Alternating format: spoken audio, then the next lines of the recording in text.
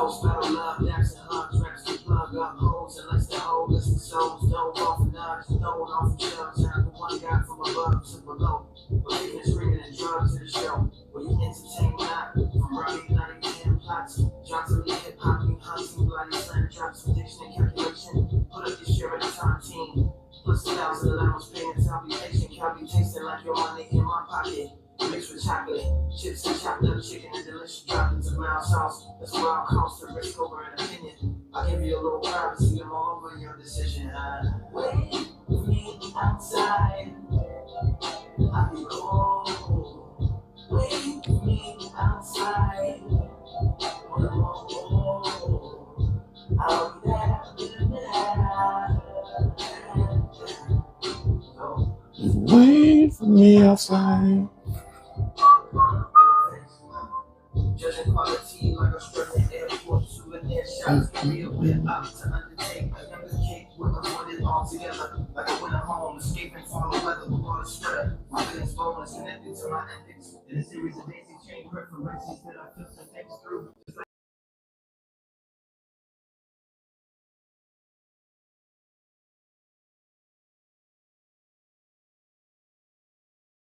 Bam, my stream, you know they be tripping.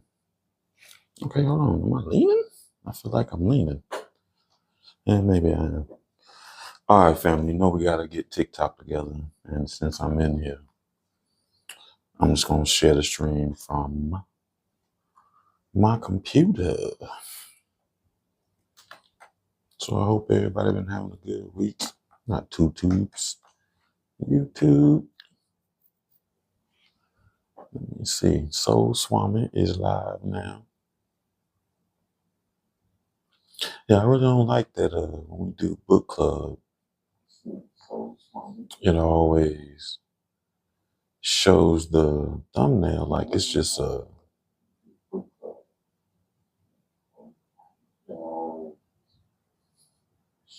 green screen, which is crazy. No, hell, y'all probably can't even see me. My chocolate be blending in.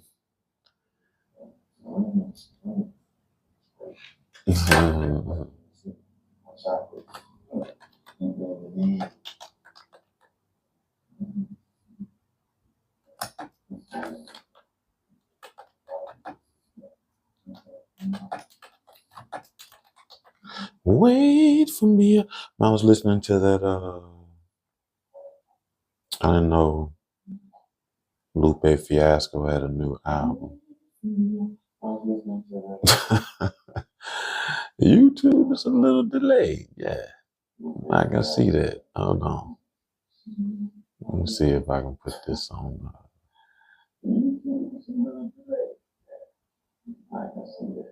And I can hear myself like 10 minutes late. You know, I ain't got a TikTok on yet, but that'll be all right. Let me see if I can make a post. Wait for me outside. Oh, no, never mind. Oop.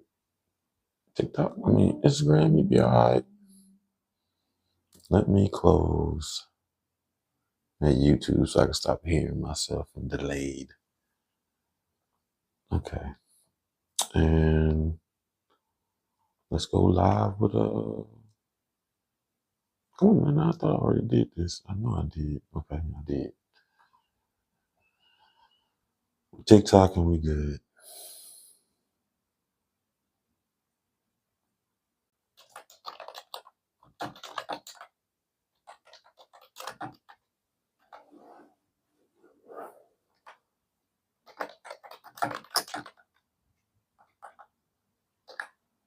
Wait for me outside.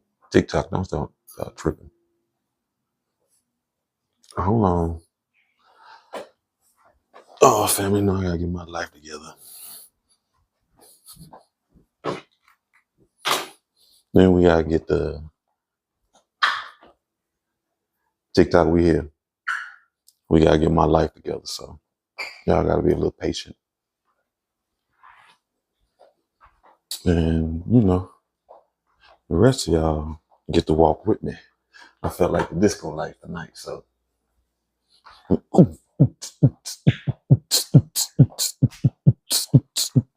I think that's everything I need.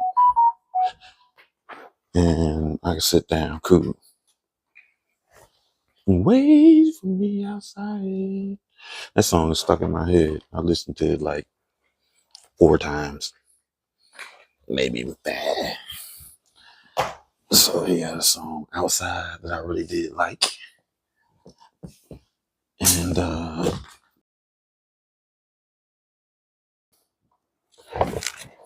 hazard of having a bunch of pillows on your couch. I need to look cold. So we in here. Set up for book club. I'm gonna put this little. So glad to have you. We are reading. What are we doing? Okay. This is what we are doing. What are we reading? We are reading Before I Let Go. And I think I'm going to do a custom color tonight if it worked like it's supposed to. What was I messing with? Okay, that is what I wanted. All right. So now y'all can see me a little bit better. And I don't know what I feel like. Man. Just let y'all do y'all thing. I think. Yeah. All right, so we good. And we can get this started. Like I said, so happy to have you with me again. I enjoy these little moments. I actually was looking forward to reading today. Been a interesting week. Well, come on now, what are you doing? Okay, that's what it is. Table leaning. So gotta get it.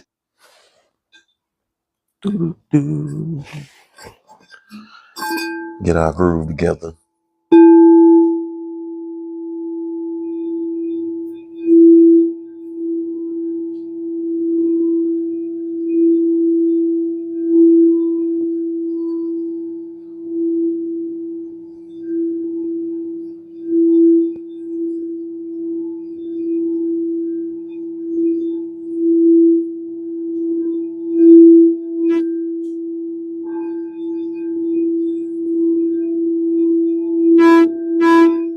Loud.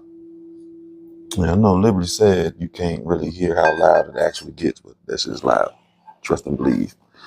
And next week, I got some drums. I'm so excited about them because I'm definitely gonna bust them out.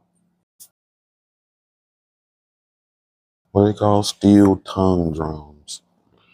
So I'm gonna learn to play Happy Birthday, and I'm gonna play that for y'all so we can laugh and have a good time as I learn.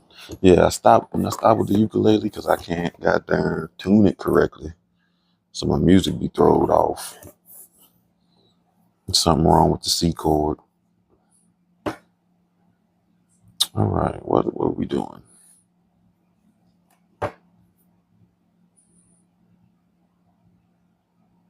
I think we're at a place where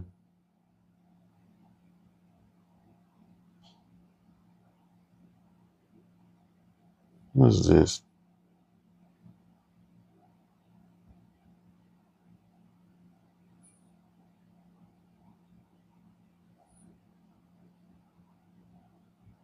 Okay, definitely. I think we missed a page. Fortnite. Sleep on that thing. I remember that. Dr. Cabot.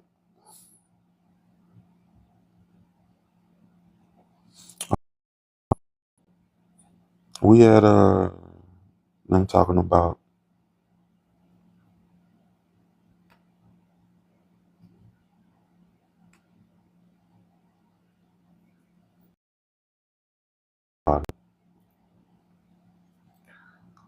with a gentle finger, he lifts my chin. to meet his eyes, surprising me with his touch. Don't do that, he grimaces. I owe you an apology for that comment I made about putting pressure on them. I have no excuse except I'm an asshole sometimes, but it's not your fault. I know I'm a lot. I lean into the rough warmth of his palm. We seem to realize at the same moment that this thumb is tracing the sensitive skin above my chin, below my mouth. I'm sure it was merely muscle memory that made him touch me this way. Our bodies recall things we've chosen to forget. I expect him to withdraw immediately, but the way he watched Half Moon Night, the way his fingers drag across my jaw when he withdraws his touch, almost reluctant, traps the breath in my throat. My mind rifles, through an album of memories I cannot afford to indulge in. For a few heart-thumping seconds, I'm transported back to the first time I saw him, the first time I kissed him, the first time we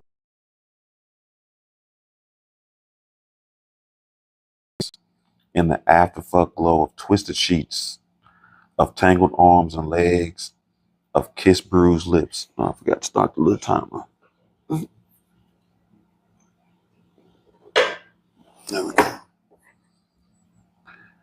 Oh yeah. We had that kind of chemistry that burned everywhere it touched. Skin, bed, hearts. Nothing was safe. And if there's one thing I want to be after my last few perilous years, it's safe. So 4 o'clock, right? I take a step back. You and Vashti will be here? Yup. He clicks his alarm, flashing the lights of the Rover. I better get home before Otis finds something expensive to metabolize. I haven't ruled out that he ate those shoes I can't find. I choke on my own subterfuge, coughing at the thought of Josiah's tennis shoes.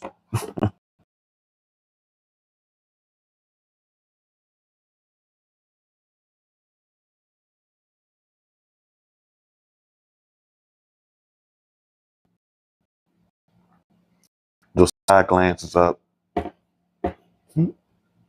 at the house, then over to Brock and Clint's.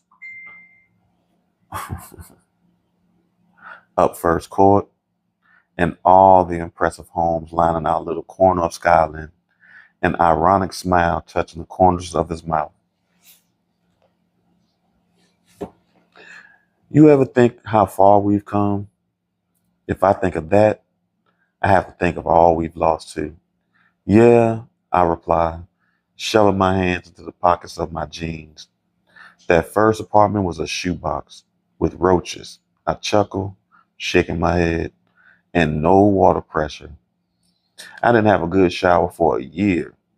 A smile eases its way onto his face. Remember that first Thanksgiving? We didn't have a pot to piss in. I surrendered to the memory. In the grocery store, the night before our first Thanksgiving, my usual serious husband picked me up and put me in the shopping cart.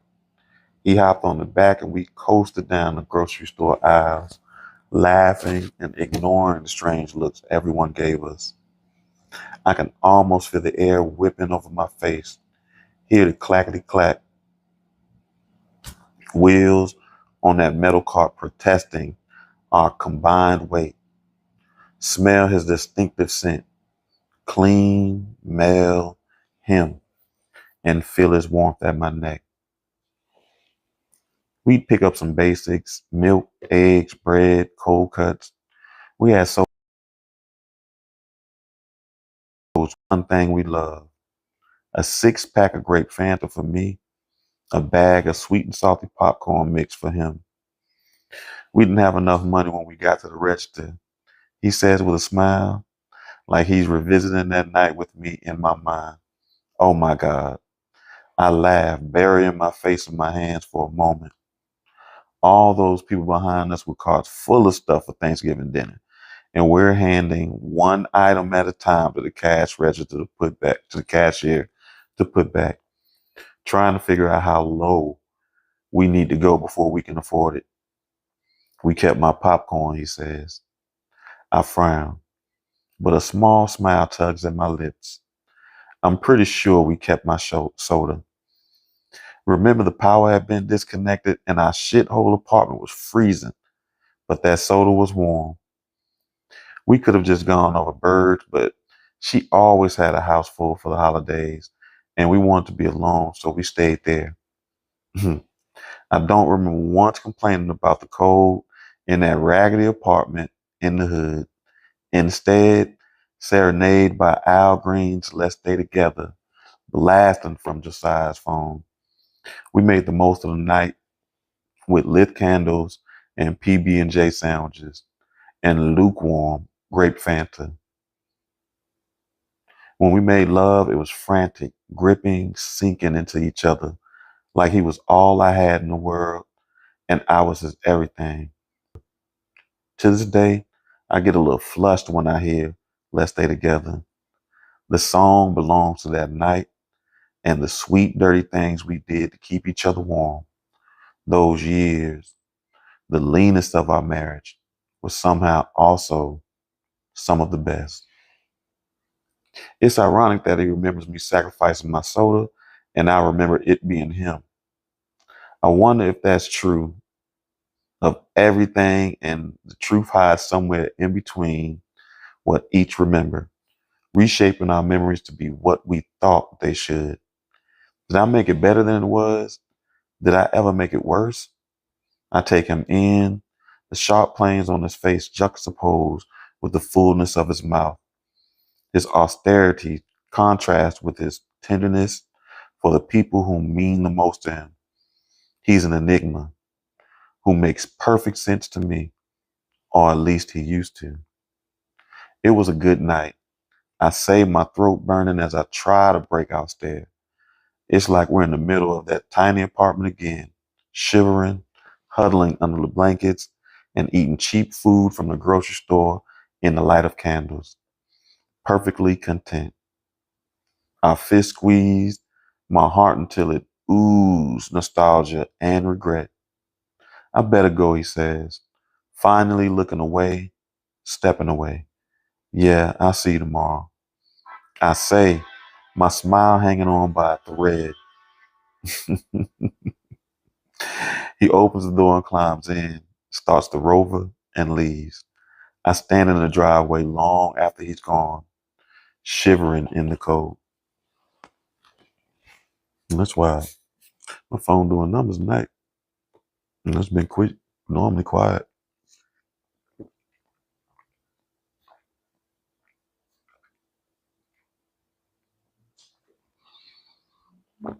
All right. Whew, that was good. Chapter 22, Josiah. Wait, don't ring the bell yet. I glance at Vashti over the box of covered dishes balanced in my arms, my finger poised at the Yasmin's doorbell. I'm nervous, she says, squeezing her eyes shut. I know it's silly, but I can't help it. It feels like I'm meeting your family. Otis, waiting on the porch with us, looks from Vashti to me and lies down, resting his head on his paws like he's settling in while I calm her nerves. There's nothing to be nervous about. I shift my box and give her a reassuring smile. It's just a kid anywhere to go for dinner. And your mother-in-law, former mother-in-law. I correct. Though Carol Miller never feels like former anything, she treated me like a son from jump, and that didn't end with the divorce. The fact that she and Bird loved each other so much only solidified the bond between our families. You'll love Carol, and she'll love you. It's really great of Yasmin to invite me. Not many women would be this kind and accepting of their ex's new girl. That's Yas for you. I tipped my chin to her own smaller box of dishes. Besides, you definitely come bearing plenty of gifts with all this food. I made sure not to cook anything from Carol's list. You're one of the best chefs in the city, so thanks for being cool about Carol's demand. Oh, I get it. Just because I went to culinary school doesn't mean I can take over her kitchen. My mother's the same way, old school. I respect it. I think you'll get along just fine. I lift my brow and inch my index finger closer to the bell. You ready? She takes a deep breath and nods. Ready. The door flies open as soon as I press the bell. Dad, Kasim says, practically bouncing. There's so much food. Not for long if you have anything to do with it. Help Vashti with these dishes, team. I say as Otis bounds past us into the foyer like a liberated prisoner. Otis! He stops. Obedience in his swift response, but impatience in the twitching ears and the swishing tail.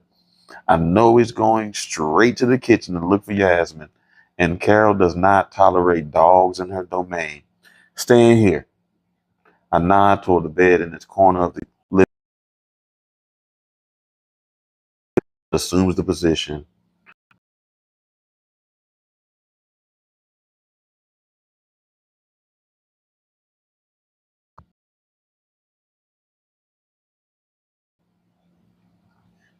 But I should have known better between Carol's prowess as a cook and Yasmin's hostessing supremacy.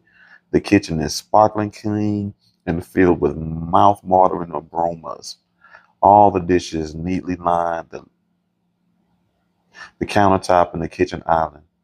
When I peer through the dining room, the table is set with a familiar fine china and silverware. There's an obscene amount of food. My stomach growls, and Carol looks up from adding pecans to the sweet potato casserole. I hear that Betty's talking already.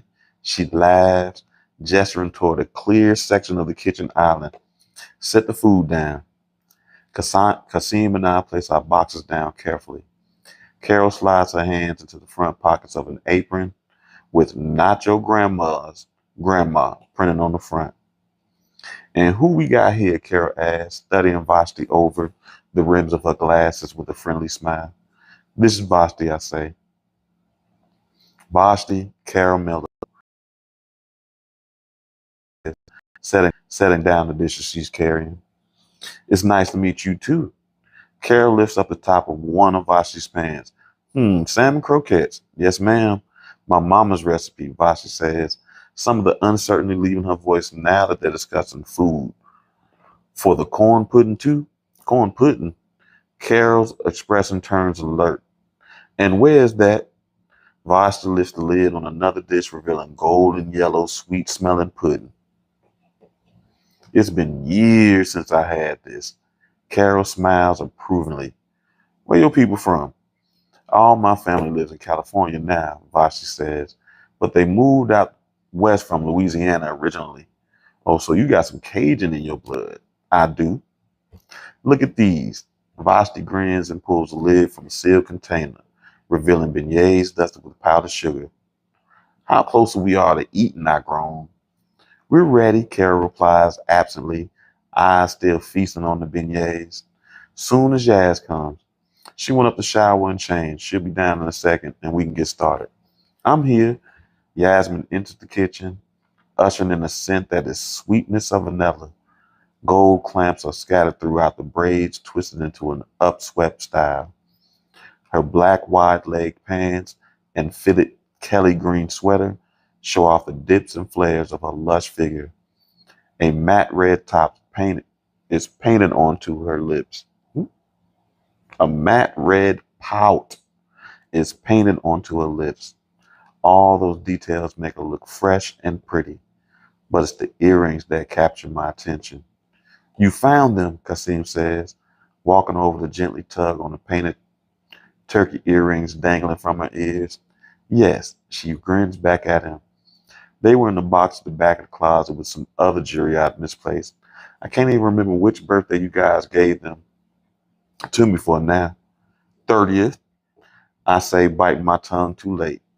Yasmin turns her gaze to me like she's just noticing I'm here. Her smile falters for a second before she steadies it. Oh, yeah, she says. I think you're right. I know I'm right.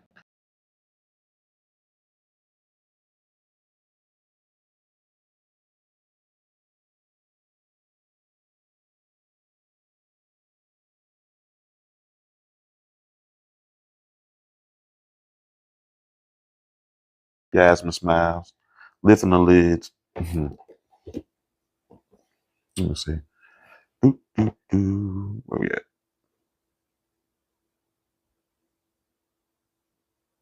What?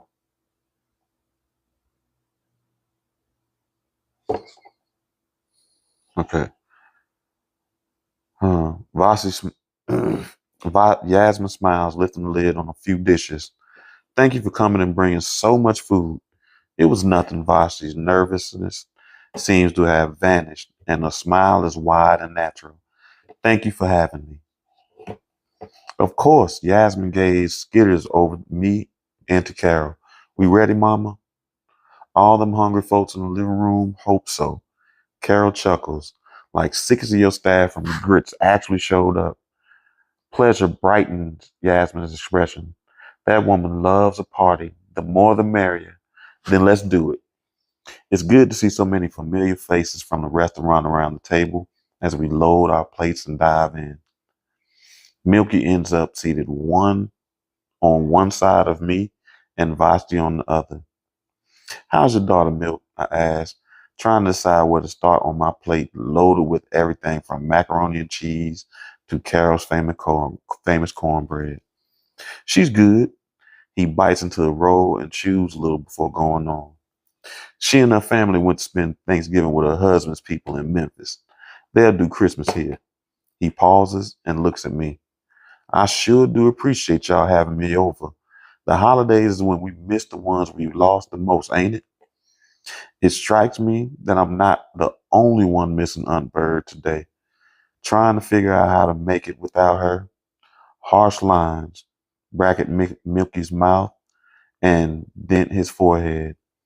For the first time since I've known the man, he looks his age. I'm glad you're here, Milk. I say softly, you know you're always welcome. Before things get awkward, we both slice into our turkey, which Carol always seasons perfectly. I scoop up some of the stuffing. As soon as the food hit my tongue, I freeze. Fork suspended between my mouth and the plate. I put the fork down and take my time, savoring the stuffing for another moment, testing it. Carol, I say, frowning, your stuffing is delicious. It tastes just like birds. I don't say it aloud because I don't remind us of the lost day, but a wave of nostalgia washes over me, not accompanied by grief, but wrapped in joy. The flavors explode in my mouth, exactly as I ever tasted. And she could be seated here, glowing with the pleasure of cooking food for those she loves. I didn't make stuffing, Carol says. Wow. I shift my eyes to Vashti. You did a great job, V. I haven't had stuffing this good in a long time. I didn't make it either, Vashti says a little stiffly. And what about my stuffing on the menu? You said you loved it. Oh, I do, but if you didn't make this, then who? I made it. Yasmin says from the other end of the table. You? I asked disbelievingly. Her mouth tightens and casts a self-conscious look down the row of people, half eating, all listening. I didn't mean it like that, Yaz. It tastes exactly like birds. The tightness around the mouth eases, and a small smile lifts in the corner. I used her recipe. You have it? When we were going through the thing, Jasmine says, piercing the mound of macaroni and cheese with a fork, I found a notebook with some of her recipes, handwritten. Everyone is listening, and I should probably save my inquisition for later.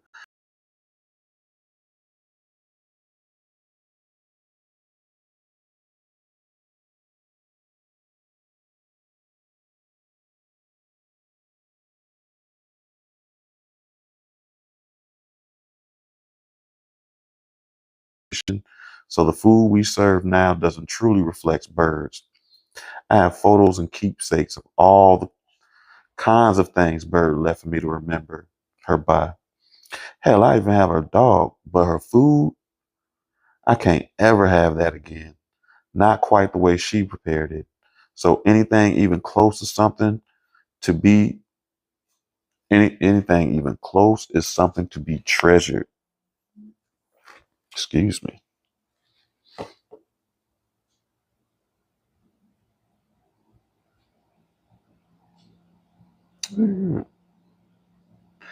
And to see the recipes handwritten, priceless. Yasmin shrugs, lowers her gaze to her plate, and smiles ruefully. It just made me feel close to her, I guess. We all know I'm not a great cook, but it's delicious. I ignore everyone else at the table and hold her eyes, trying to convey my gratitude from all the way down here.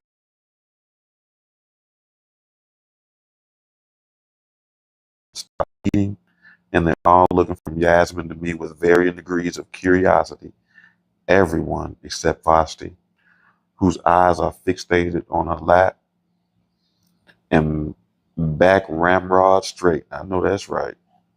Anyway, I say, hoping to dispel the sudden tension. This turkey is great too, Carol, as usual. Thank you. Carol answers, flickering a searching gaze to her daughter. Now that you mention it, Milky says, taking a fork full of stuffing, it does taste like Bird's. I'm gonna need to see them recipes too, Yaz. Anytime, Yasmin laughs, her eyes warm from Milky's approval. Nakasine, Grandma made your favorite. How's that sweet potato casserole? With that pivot, everyone returns to their plates, grunts of satisfaction, punctuating the hum of conversation at the table. These salmon croquettes are so good, I tell Vasa in a low voice, reaching under the table to take her hand. It feels disingenuous somehow, like I'm only touching her to reassure her of something, but she squeezes my finger back and lifts her head to give me a half-hearted smile. Thank you. She takes a sip of the sweet tea at her elbow. Now tell me more about this trip to Charlotte. We leave Saturday. I say, keeping my tone flat and neutral. I've deliberately not given much thought to the trip. Okay. I keep putting that dead in my face, eh?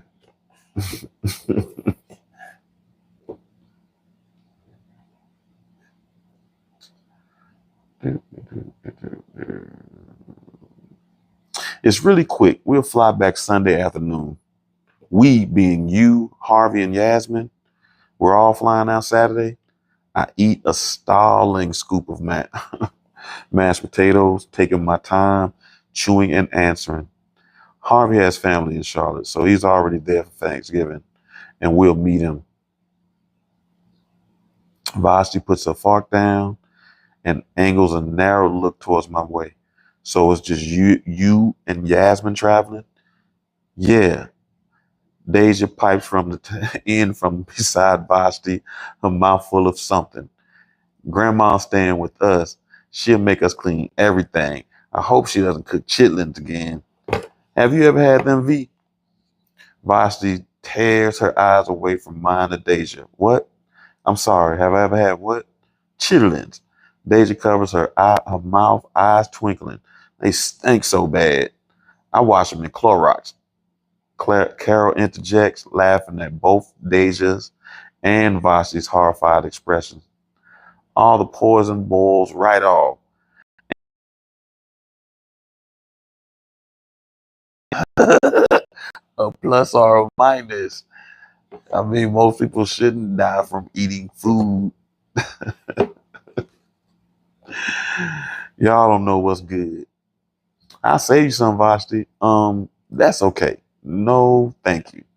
Vashti manages a small smile, but her somber eyes return to me, and I know she's still thinking of the implications of Yasmin and me traveling together. There shouldn't be implications. We're two adults who are no longer married and have moved on, even dating other people, and yet I hadn't mentioned it to Vashti because I feel some type of way about it myself.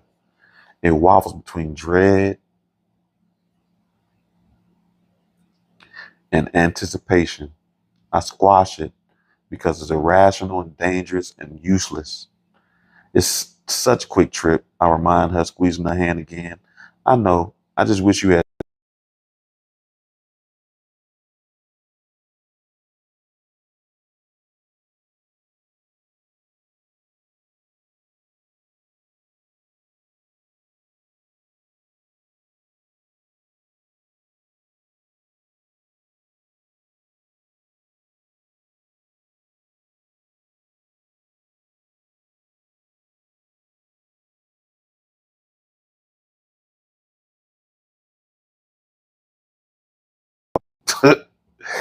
That I will believe you. But she was taking a big chance messing with that dude. She goes back to eating and chatting with Deja beside her. I hazard a glance to the other end of the table where Yasmin is chatting with Bailey, one of our best hostess, head thrown back, the long expanse of her throat working with one of those laughs of hers that fills the room and makes you want in on the joke. The tacky, brightly colored turkey earrings swing when she leans forward and grabs her glass of water. Her dark eyes are lit with amusement, cheeks lifted, and a smile that makes her look happy, happier than I've seen her in a long time. Actually, that's not right. She's been looking happy for months now, and the realization is a tiny pin pricking in my chest. She's back. The woman I married, who ran the world around her without breaking a sweat, took care of our kids, of herself, of everyone. She's back. The woman I love is back. Therapy, medicine, time. The hell if I know everything it took to bring her back to us, as beautiful and bright and confident as ever, but it's happened. Vasi tugs my sleeve, and I glance over, forcing my mouth to match her smile. Her tranquil expression tells me she's dismissed the concerns about Yasmin and me traveling alone. She believes it will be fine. Happening then eating. I glance at her, surprised but pleased. She's obviously going through some stuff, but at her core, she's still that girl who loves being surrounded by her family and geeks out over the holidays. That's a great idea. I smile at her and then at Kasim, whose face lights up at the suggestion. We always go around the table and say what we're grateful for, Deja tells everyone. Glad you remembered that, Yasmin says, linking her hands underneath her chin. You want to start? Oh, sure, Deja says. I'm grateful for all my new followers.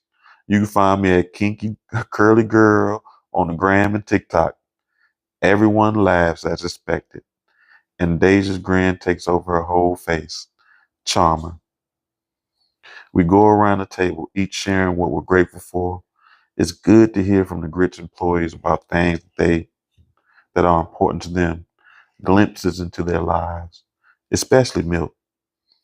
He and I don't talk much about Bird, but if there's anyone who misses her nearly as much as Yasmin and I do, it's Milk. I'm not sure why I haven't reached out to him more. Maybe on some level, he reminds me of what I lost.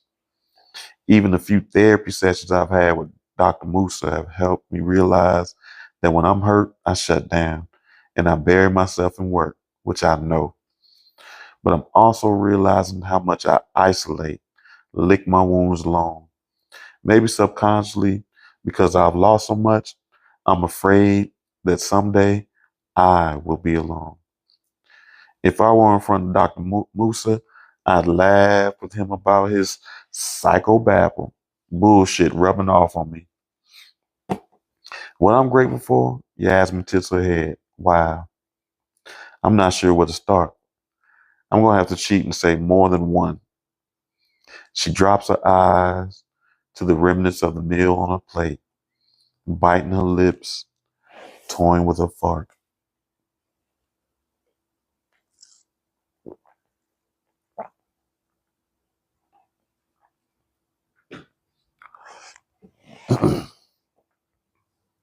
My kids, they're honestly the reason I'm still here.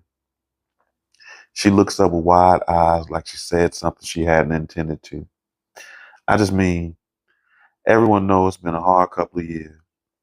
Dej and Kasim, you guys mean everything. I'm grateful for friends who feels like sisters, and I think I'm most grateful for time, which doesn't always heal all wounds, but teaches us how to be happy again, even without scars. Her words drift over us, landing with some even more than others. Carol blinks rapidly, toughing out the threat of tears. Even she couldn't reach her daughter when Yasmin was at her lowest point. Seeing Carol here laughing with Yasmin again makes this holiday even more special. Kasim, Yasmin says, your turn. Kasim sits up straighter, and you think that he was at the head of class preparing to give a report. I'm not sure where the overachiever gene was strongest, me or Yasmin, but Kasim must have gotten a double dose. I'm grateful for therapy. Kasim says without hesitation, Dr. Cabot is cool. I like having someone to talk to. It's so simple, but so profound. This kid saying he's in therapy and that it helps him. How many adults never admit they need help, need someone to talk to, never get help, never get the help I've begun to understand therapy can offer? A quick dart of shame pierces me. At 10 years old, my son is braver with his feelings than I've ever been. I look up to find Yasmin's eyes not on Kasim, but on me. Pleasure, pride. There's some mixture of them clear in the small crook of her smile. After dessert, some guests leave, some camp out in the front of the television for football. This has been so great, Vashi whispers. I loved it. I'm glad. You ready to head out? She nods and I look around, but there's no sign of my kids. Let me tell Kasim and Deja we're leaving. Tell them goodbye for me. I'm headed to the car. I was up late and early cooking. I'm exhausted. Be nervous about. I tease. Carol doesn't even bite. She's wonderful. I'm going to tell her goodbye and thank her for everything. Interesting. I head upstairs, pretty sure I know where Deja is. Sure enough, she has a phone and tripod set up along with an array of hair products, with promises not to spend the whole night on her phone. She kisses me and pushes me back out. Kasim is also in his room, wearing his headset and playing his video game with Jamal. Otis drowses at his feet. Hey, Dad, he says, eyes never leaving the action on screen. Can Otis stay with me tonight? I glance down at Otis. It's not unusual, especially on holidays, for him to stay here instead of at my place, though sometime he whines to come home. Dogs can't stand to sleep away from me. Sure, but I'm not coming back if he starts crying to come home. He'll be okay, Kasim says, rubbing the dog's head. Won't you, Otis? Otis drops his head to Kasim's lap, which is a sign enough for me. You and Deja have to walk him early in the morning, I remind Kasim. It's still dark outside, so you can't go alone. I know, I already asked her. She said it's fine. I reach down to scrub behind Otis' ears, and he leans into my palm for a second before returning to Kasim. Okay, I tell him, dropping a quick kiss on Kasim's head. Love you, kid. Love you too, Dad. Carol stands at the bottom of the stairs, lines of fatigue bracketing her mouth and eyes. She's not as young as she used to be, and 2 days of cooking for so many may be catching up to her. I was hoping I hadn't missed you, Carol says, looping her elbow through mine. It was good seeing you. I give her a side hug, and it feels Like 100 other times, our family gathered and she stood with me, but everything is different now. Good seeing you too, Carol. Amazing job as usual. It was great meeting Vashti. She's very sweet. She looks up at me, her smile in place, but eyes narrow. I'd hate to see that girl get hurt. Why you say that? I ask even though I think I know. Boy, you ain't dumb, and I ain't either. That smile fades. I know you, Josiah, and I know my daughter. Well, maybe that's who you should talk to. Tell her rounding out the sharp edges of the comments, because that ship has sailed and she was the captain. That's over. Doesn't feel like it to me. Not the way you looked at Yasmin when another woman is sitting right beside you. The last thing I need with all the conflicting emotions riding inside of me is Carol making things worse. Vashi's waiting in the car, I say, putting a nail in the conversation. I better go. I didn't mean no harm. I love you like a son. You know that. I know. I bend to kiss her cheek. Oh, I think Vashi left one of her dishes in the kitchen. Could you grab it on your way out? And thank her again for the beignets. When I walk into the kitchen, it's shockingly clean after such a huge meal, with so many dishes and so many people. But Yasmin's grinning down at her phone, as it's the only one here. Did you do this all alone? I frowned in my inconsideration for not thinking about cleaning up. Carol had assured us that they had everything covered, but it was just her and Yasmin doing all the work. Yasmin smiles falters a little when she looks up from her phone. Oh no, Mom and Bailey helped. Mom even rang at Deja Sasstel for a few minutes to help load the dishwasher. It didn't take long. Oh good. I nod to her phone. Boyfriend? It's none of my business, and the look she shoots me says as much. When did I lose control of my brain to speech function? I didn't mean to ask that. I don't care if she's texting Mark. I don't have a boyfriend.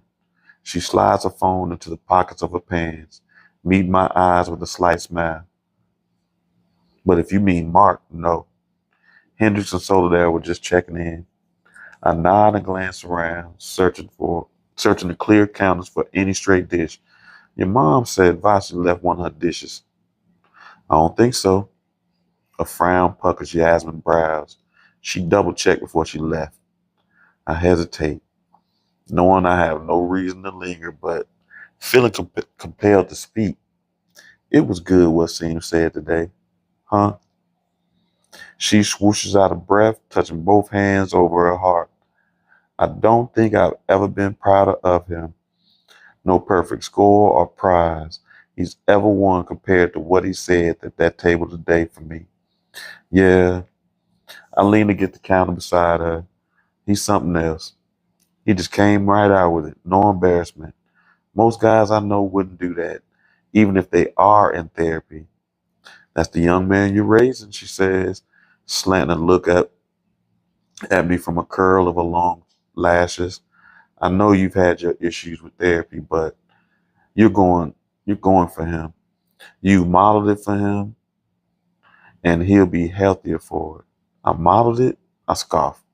I think we know you've done a lot more to demonstrate the merits of that than I have. We did it then, she says. We still make a pretty good team, huh? A new tension circulates in the air, coiling around us. It tugs me until, though neither of us had moved an inch, it feels like we're only a breath apart. Like the space separating our bodies disappear and we're close. The coolness of her breath, the intoxicating scent of vanilla, warmed on the skin I know from memory is soft to the touch. My senses absorb her in long droughts until it feels like I can't breathe. One more second if I don't. I better go. I push away from the counter and stride over to the back door, opening it, hoping the bracing cold air clears my head of her. But I'm not sure it can. Not sure anything ever will, even though I have to try because she's made her choice. It wasn't me. It isn't me. I can't stay here. Not in this kitchen. Not here. Still wanting her. Josiah, she says from behind me. I don't face her, but turn my head, giving her only my profile. Yeah. I see you on Saturday morning, right? Shit, Charlotte. Yeah. Call, pick us up at 10. Great. It feels like we share a held breath as I wait for her to say what she has to say. Happy Thanksgiving. I nod, not looking back.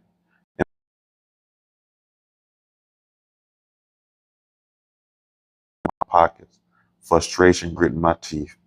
You never. You probably shouldn't start seriously dating. Do chapter 23. Josiah.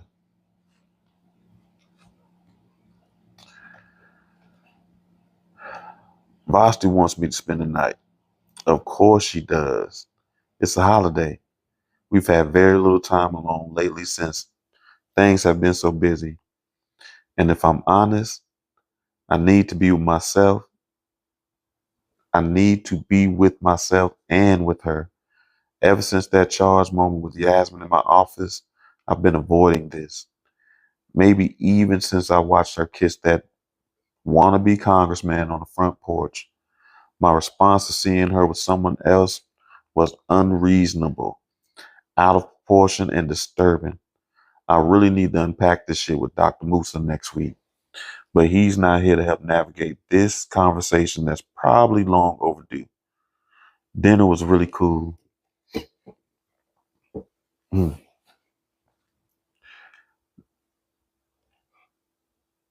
Vashi says, stacking Tupperware into the refrigerator. Everyone was great, and Yasmin's mom is sweet. Yeah, I take one of those high stools on the counter, at the counter in the kitchen of her apartment. Carol's one of a kind. I'd hate to see that girl get hurt. My ex-mother-in-law's words looped in my head the whole ride to Vashti's apartment. I didn't want to hear what she had to say, and God knows I don't want to deal with it. But she's right. I can't hurt Vashti. My mind won't release the image of Yasmin at the other end of the table today, head flung back, husky laugh floating down to me, those stupid turkey earrings whispering against her neck. It's been hard and cold and lonely since the divorce, and I really needed to move on. On some level, wanting to move on from what was the most painful season of my life, I hope this relationship with Vashti would make it hurt less. If I wait to feel nothing for Yasmin, I'll be standing in the same spot forever. But maybe I need to stand still until I feel less for her than I do right now. You damn sure do. It's a hard, lonely pill to swallow. It's going down straight, no chaser. But the longer I think about it, the more this seems the right thing to do. Once the leftovers are put away, Vashti walks over to stand between my legs at this island and looks up at me with clear eyes. She trusts me, but I don't trust myself. I'm not saying I'll do anything about wanting Yasmin, but I can't be in a relationship with someone else while I feel this way. Vashti's fingers wander up over my shoulder to caress my neck. Vash, I began as I put my hand over hers, stopping her from going any further. We need to talk. Sure. She leans up to kiss me, kiss me behind my ear. After, I stand, carefully moving her back a step and crossing around to the other side of the kitchen island, leaning my elbows on the granite surface to face her. Now, okay. Her short laugh holds a note of nervous uncertainty. On some level, does she see this coming? Certainly at Thanksgiving dinner, her suspicious surface, even if she quickly tucked them away. Maybe she's been in just as much denial as I have. She definitely has.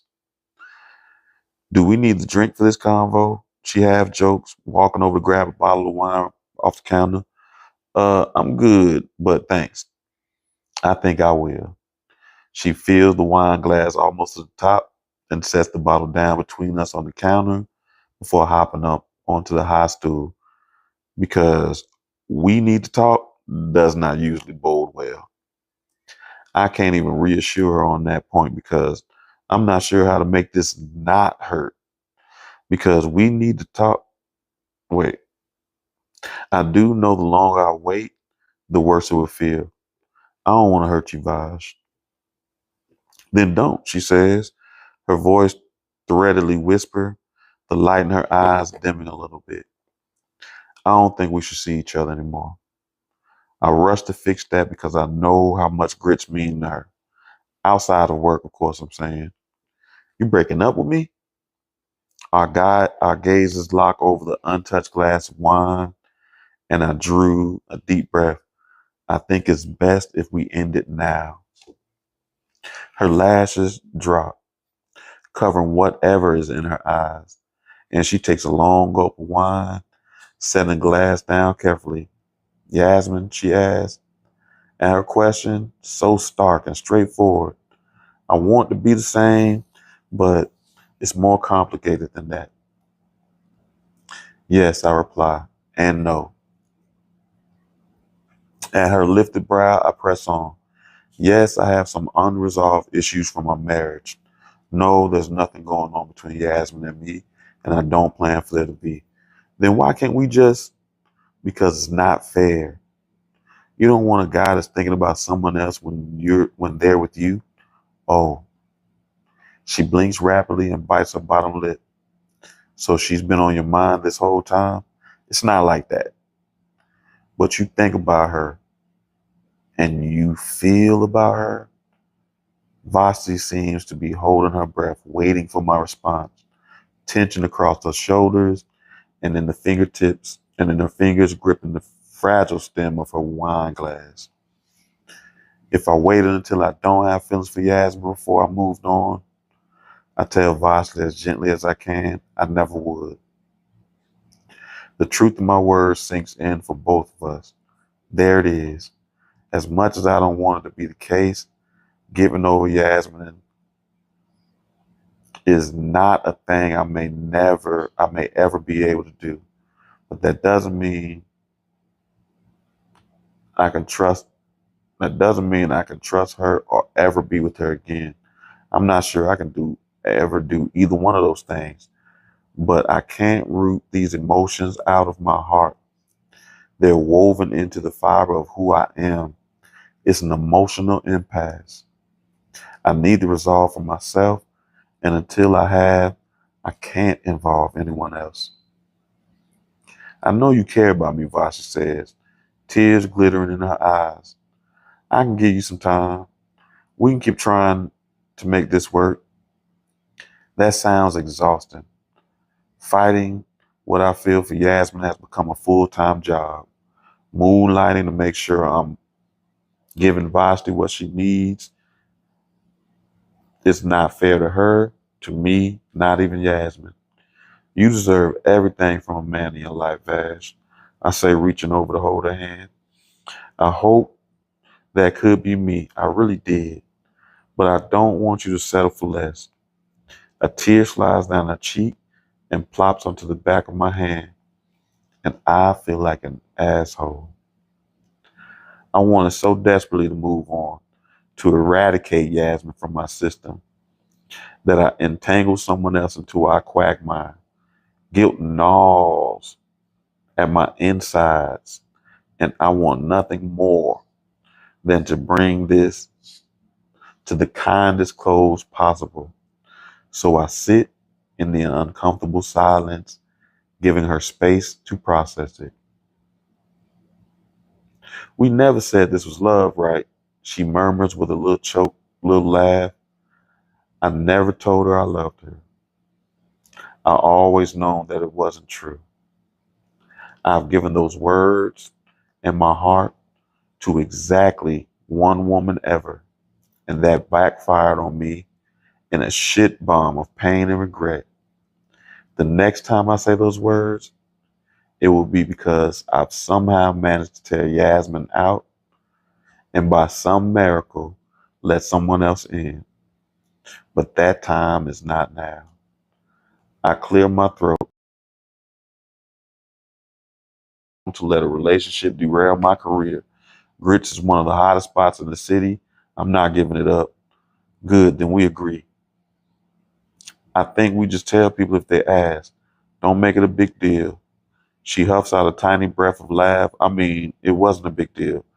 Hey, I wait for her to look up. I wasn't toying with you. I legitimately want to move on. I hoped I was ready for something with someone I cared about. That wasn't this. That's what this was. I hope you believe me, and I never wanted to lead you to think it was something else. You never did know. She offers a teary smile, but you're right. I deserve a man who is as wild about me as you are about her. I'm not. I cut my words off at the disbelieving look she aims at me. I hope you get everything you deserve. And what's that? Your family back.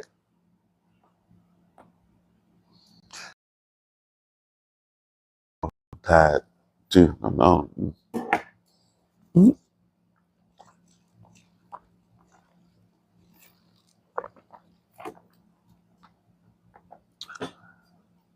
Yeah, I'm tearing that water up. All right. Chapter 24. Yasmin. Yasmin. Mama yells from downstairs. The driver's outside to take you to the airport. I'll be down in a few minutes, I shout back. I inventory the room. A few minutes seems pretty ambitious since my clothes are scattered on the bed beside the suitcase instead of it.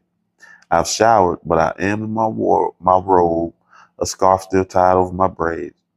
Of all mornings to oversleep, I mutter, trying to organize my thoughts and figure out what to do first.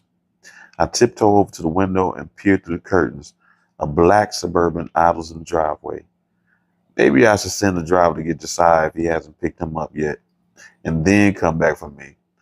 There's a firm tap at the door before I have time to execute this excellent plan. Come on in, Mama.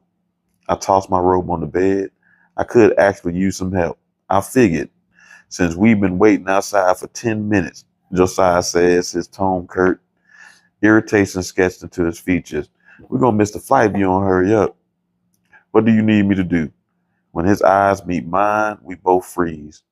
Me standing stock still, wearing only my bra and panties. What I need, I grit out, grabbing my robe again and shoving my arms through the sleeves, is for you to get out of here. Josiah doesn't budge, but fixes his stare somewhere on my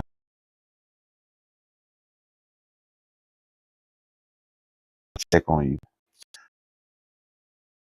For a dish box she did not leave behind. Now this. I see you, Mama. Matchmaking your daughter and her divorced husband should be punishable offense. Matricide. She should have known better than to send you up here to my bedroom while I'm getting dressed, I tell him, gripping the collar of my robe at my neck. Maybe. She realizes nothing I haven't seen before. His tone is deliberately casual, but there was nothing casual about the way he scorned my body before he looked away. I think I can be in the same room as you without losing control. What about my control? We need to get out of here, he says. What do you need help with? I sigh grudgingly and nod to the clothes scattered on the bed. I've showered, so just toss those in the suitcase. All this for an overnight stay? He cocks a brow and starts folding. A girl has to be prepared for anything. With a forced grin, I leave the room and enter my closet and dress.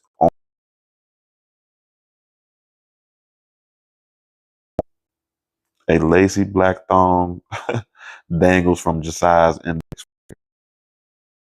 snatch the underwear and stuff it into the suitcase. You know what? I got this. It's not much.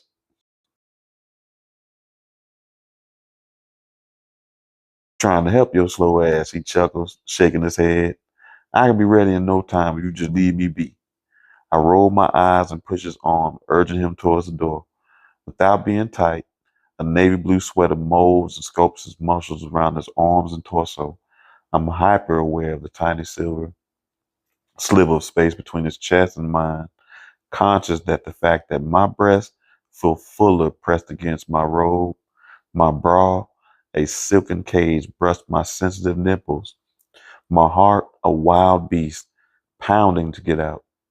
I'm barefoot, broad and tall.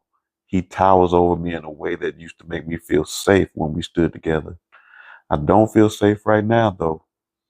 Every stunted breath, every second of this silence throbbing between us feels perilous. I'm threatened, but the enemy is within. The danger is in my own treacherous responses to a man that used to be mine. He looked down at me, dark eyes hooded, watching me closely, and makes no move to leave. My fingers clench around his arm, and finger by finger, I release my hold. Give me 10 minutes. I say, my voice smoked over and husky. I'm desperate to get him out of this room and out of my vicinity. Make it 5. He tosses the terse words over his shoulders as he walks out the door. It takes 7. Zipping around the room like a hound of hell are nipping at my heels, which isn't far from the truth. I toss the clothes and the toiletries into my roll-on and stuff my makeup bag into an oversized purse. I dress and tap at Deja's bedroom door, waiting for her invitation to open. When I enter, she draws back the sheer curtains encircling her bed, poking her head out and blinking at me sheepishly. A leopard print silk bonnet covers her hair, and she's wearing marble pajamas. Storms, chalk white intently, as my daughters do. Like this, she looks young and vulnerable, with no time to raise her guard. Hey, I smile, leaning against the door jamb. Hey, she stretches and yawns. What time is it? Early. You can go back to sleep, but we're leaving for the airport. I don't know, I heard TikTok doing something, so I don't know what that is. I hope somebody give me some love. If you are, I appreciate it. I can't even see you. Yeah.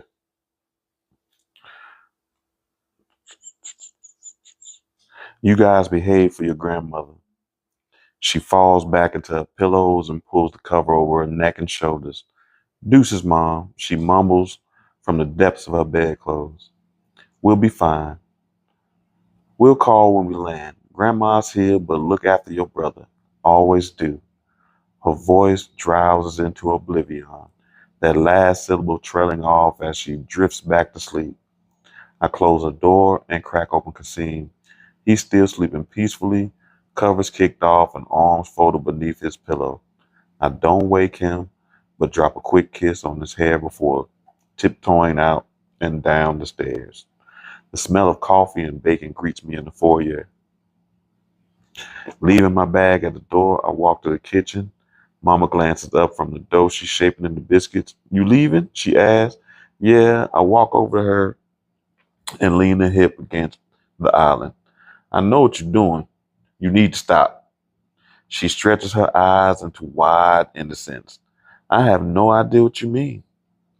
Thanksgiving night, you sent Josiah to me in the kitchen for the dish Basti did not leave behind. This morning, you sent him upstairs to my bedroom to help. I was busy. She waves flour-covered hands at the expanse of dough. These biscuits won't make themselves. Mama, we're divorced. Not taking a break, not separated. It's over and decides with someone else. And I really like Vashti, Mama says. She's such a sweet girl.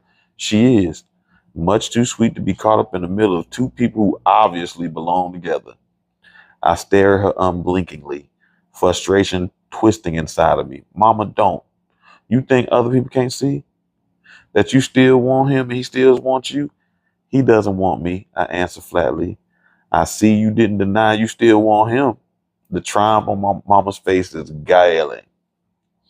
Will you stop? The words come out louder and more forcefully than I intended, powered by all my frustration and irritation and anger, all focused on myself, but directed at her. Mama doesn't even flinch at the sharp edge of my voice, but holds my gaze. Do you want him back? She asks, not giving me the chance to respond, because if you do, you have a rare opportunity here, a weekend alone with no distractions, just the two of you. Maybe you can really talk and figure out how two people who love each other as much as you two do, end up not together. Because I'll be darned if I know. Her question pings off the wall in my head. Do you want him back? Even if I did, he's taken now. Found himself another woman who doesn't make him feel like he's living in the spin cycle. And an obnoxious honk sounds from the front yard, cutting her diatribe blessedly short. I know Josiah put the driver up to that honk. I gotta go. I kiss her cheek. You have our numbers for, of course. Call if you or the kids need anything.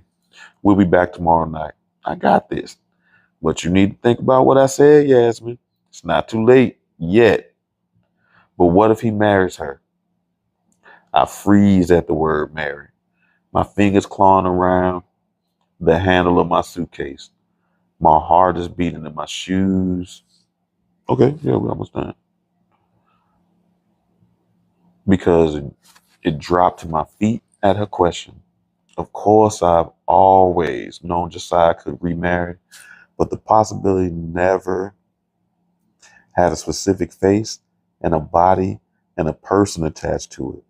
Now it does. And she's beautiful, talented, confident woman who would probably never lose her hold on life so badly that getting out of bed felt like an Olympic sport. Bye, mama. I say, rolling my bag out of the kitchen and toward the foyer. I gotta go. Josiah is leaning against the passenger side of the Suburban when I step out onto the porch. Pushing away from the truck, he takes a few steps towards and grabs my suitcase to load it in the truck. Traffic is light and the ride is uneventful while I do my makeup and Josiah responds to emails on his phones. Kids were sleeping when I looked in on him, he says. Yeah, small mirror balanced in my lap. I dot concealer under my eyes and on a few uneven spots. I talked to Daisha briefly, but Seam didn't even stir. We'll check on them when we land. How was Vasi this morning? I asked, cursing myself as soon as the question leaves my lips, but managing to keep my hand steady as I sponge blend my foundation, I guess. I don't know nothing about that. Josiah turns his head to look at me. We haven't talked today, but I assume she's fine.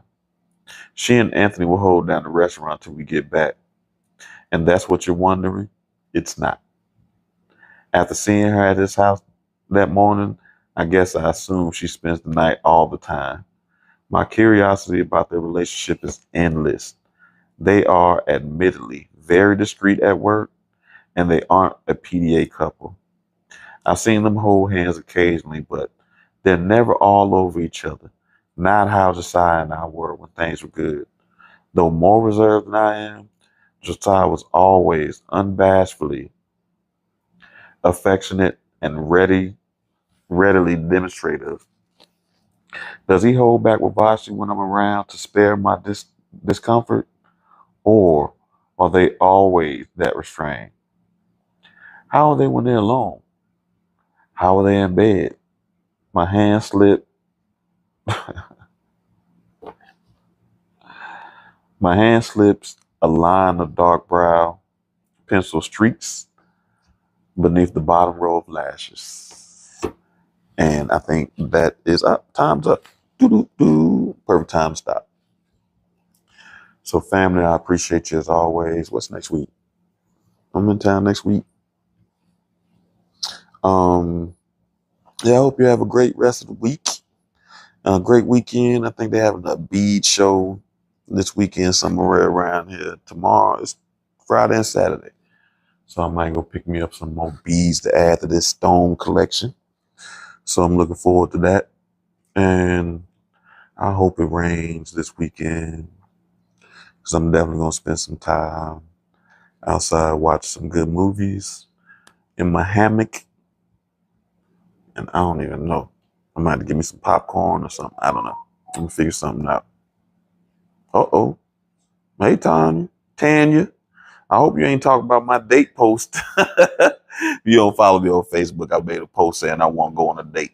I want to go on one of those flowers and eat from the same spaghetti strand kind of dates. So, and it actually has been a little active today, but it's funny.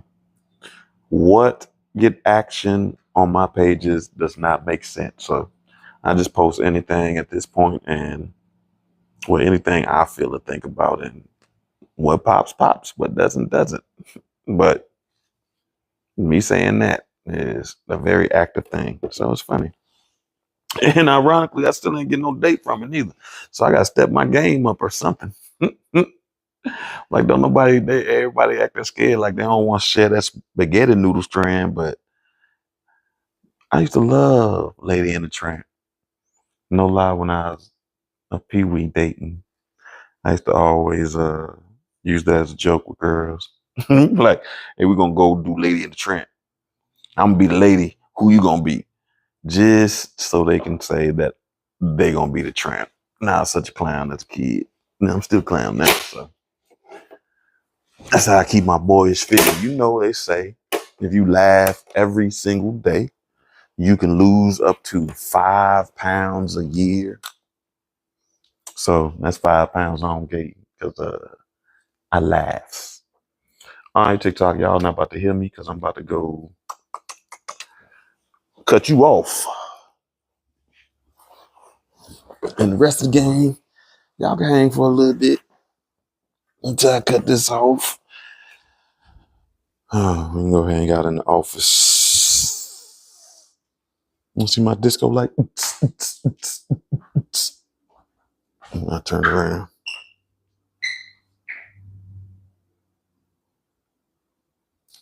And my little my moonlight philodendron.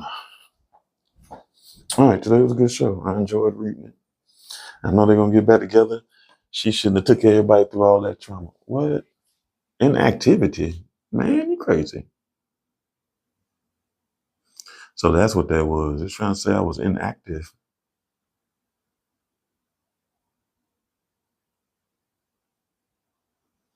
Let me see.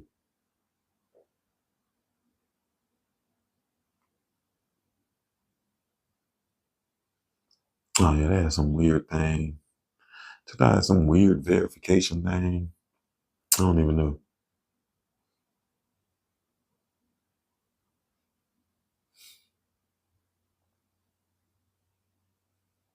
Yeah, all right, well, it stopped on its own. So, boop, boop, boop.